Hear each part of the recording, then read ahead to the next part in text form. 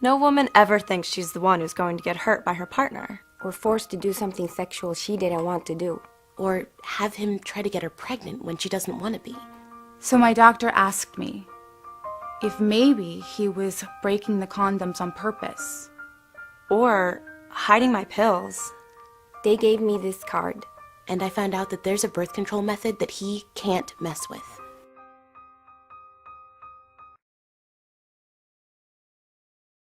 Now about 10 years ago, when I was working in a confidential teen clinic in a youth agency in Boston, I had a 15-year-old girl come in for a pregnancy test, which is pretty routine adolescent medicine.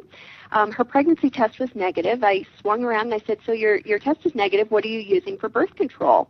And she said, nothing. And I said, oh, well, here are all of your options. And very quickly I assumed that she just needed to be educated on the different types of contraceptive options. Somewhere along the way, I asked her about whether she felt safe in her relationship and whether her partner would use a condom. And I got sort of a shrug and a whatever.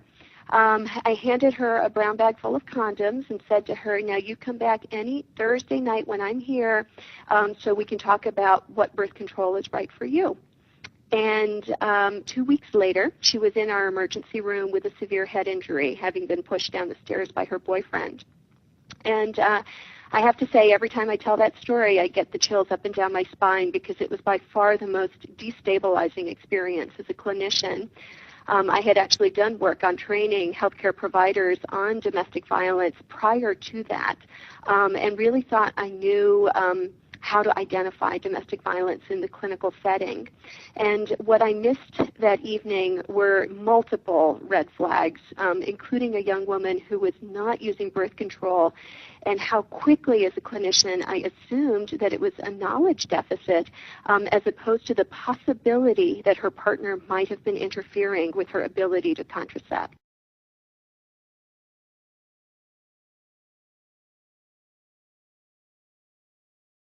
What we really know overall is that now, in terms of relationship violence and intimate partner violence, the warning signs are not necessarily just a bruise, a broken limb, other visits to the emergency room. The warning sign could, in many cases, be a pregnancy. Or, alternatively, it could be abortion, repeat abortion. It could be repeat STD testings. It could be an STD. In that way, reproductive coercion is really the most secretive, stealthy, possibly even in certain ways the most life-altering type of domestic violence.